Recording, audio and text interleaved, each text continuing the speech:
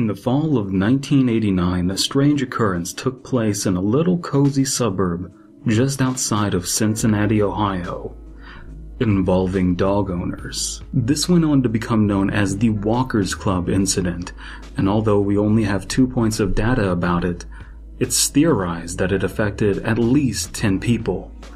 I'm Dead Pallet, and we're going to talk about this. Harry Fitzpatrick was a widower and veteran, 72 years of age.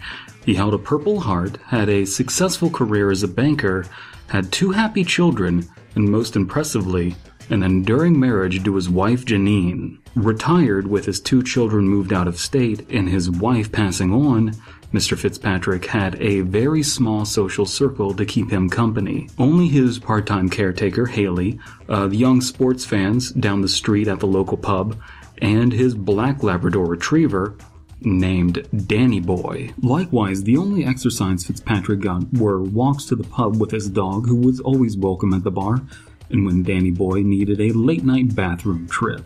Caretaker Haley always warned Mr. Fitzpatrick about the dangers of walking alone late at night, and perhaps there was something to that, but as far as we know, Fitzpatrick didn't fall and break a hip, or suffer a sudden heart attack, or any other ailment often faced by elderly people. All of those seem unlikely.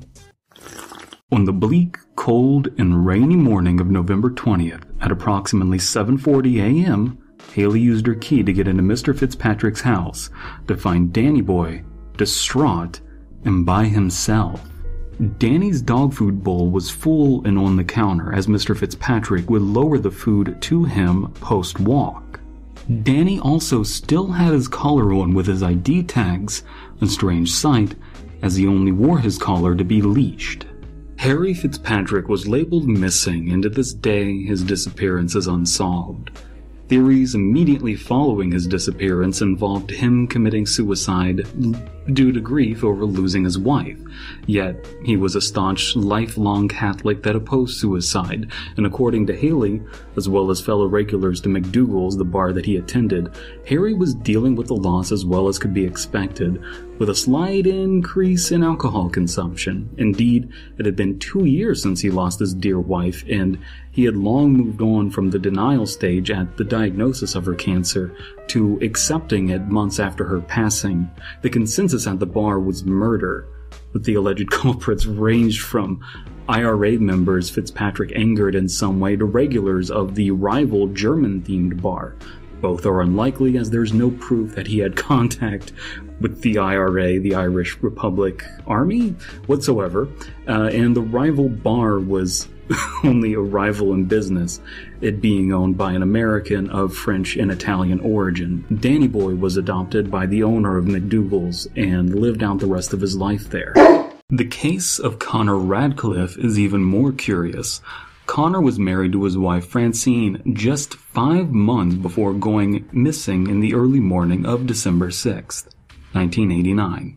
The Radcliffes both worked at Sutherland Cafe, a short-lived diner tucked into the corner of Blue Ash, Ohio. Connor was a fry cook and Francine was a waitress.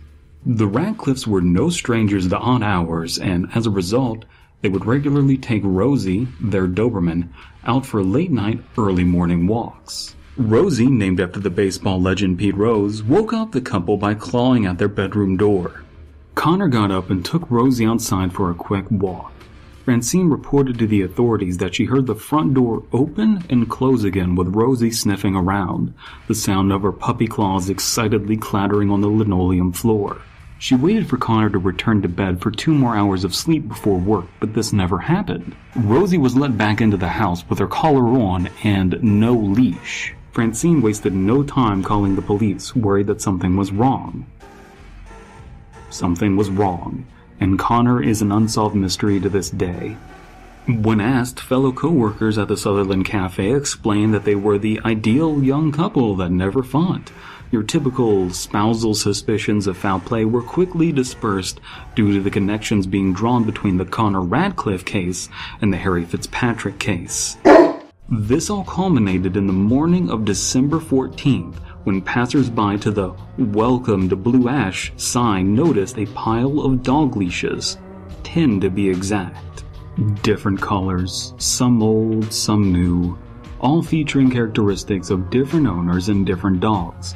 And from time to time, more leashes show up in the area. Missing persons cases happen all the time.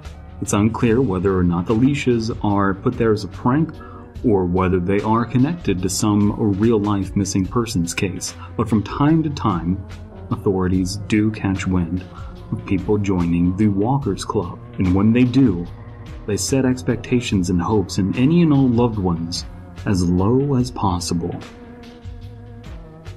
If you enjoyed that, please check out the Fear Fiction podcast, where myself and two friends read internet-related, creepy and bizarre stories and react to them as we go. Remember to gently touch that subscribe button, then hit the notification bell so my content shows up where you actually want it to. And don't be afraid to scroll down and check out the research in the low bar or leave a comment. I've been Dead Palette, and this has been an odd experiment.